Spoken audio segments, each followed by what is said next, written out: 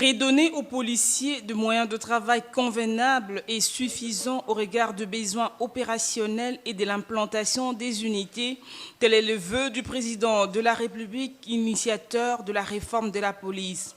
Pour y arriver, un chemin à suivre était opportun. La vision de la réforme de la PNC en matière des infrastructures s'inscrit dans les cadres de celle du chef de l'État, de révolution de la modernité, qui définit les grands axes de son projet de société. Il y a tout un cheminement pour matérialiser cette vision.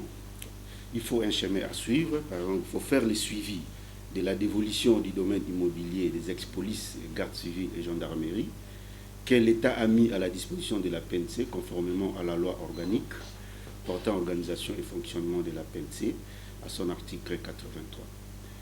Alors, qu'est-ce qu'il faut faire? Il faut commencer par concevoir un plan de réhabilitation, des constructions ou des locations d'infrastructures qui permettent d'héberger les unités de la police en vue de les rapprocher de la population, d'améliorer leur image ainsi que leurs conditions de vie, de formation, de travail, en donnant la priorité aux unités territoriales et d'intervention, aux écoles de police et aux directions de services selon les besoins exprimés par le commissaire général de la police. À ces jours, beaucoup d'infrastructures ont été construites et réhabilitées dans le cadre de la réforme de la police, ce avec l'appui de partenaires. La liste est exhaustive, mais on va commencer par illustrer quelques exemples. En commençant d'abord par les bâtiments qui nous abritent ici. C'est vraiment les premiers bâtiments qui abritent les structures de la réforme, et le CCRP, le secrétariat exécutif du comité de suivi de la réforme de la police. Il y a les bâtiments qui existent en face chez nous, c'est-à-dire les bâtiments de l'inspection générale de l'audit.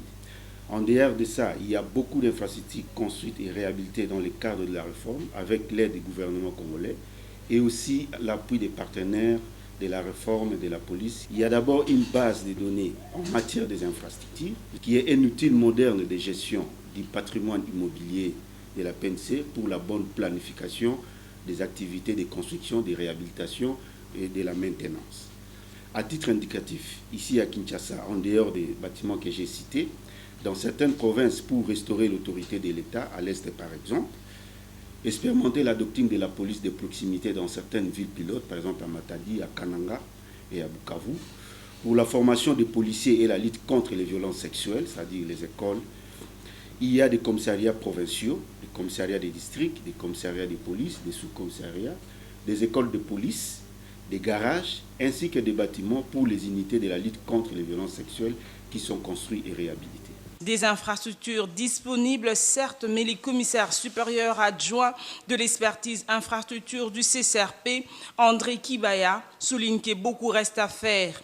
Tout est prévu dans le plan quinquennal de la réforme et planifié dans la loi de programmation, a-t-il renchéri. Toutes les structures de la PNC devront être abritées par de constructions neuves en vue d'améliorer leur fonctionnement. Question du journaliste, quelle est la politique de la PNC en ce qui concerne la maintenance de toutes ces infrastructures? La PNC dispose d'un service d'entretien et de gestion et d'entretien des infrastructures. Alors, ce service a pour mission de gérer les biens meubles et immeubles mis à la disposition de la PNC par l'État congolais. Ce service dispose des ressources humaines capables d'assurer la maintenance appropriée, à condition que les services disposent des moyens, équipements et ressources financières capables de faire face à ces défis majeurs. Donc, il faut une bonne programmation des activités de maintenance afin de planifier et de budgétiser les interventions. Il faut aussi que les utilisateurs soient formés et sensibilisés sur la culture de la maintenance pour un bon usage des équipements incorporés dans les bâtiments. À noter que la phase d'exploitation de ces bâtiments n'est pas appuyée financièrement par les partenaires. Le commissaire supérieur adjoint André Kibaya invite le gouvernement à mettre la main à la pâte pour financer l'exploitation de ces infrastructures.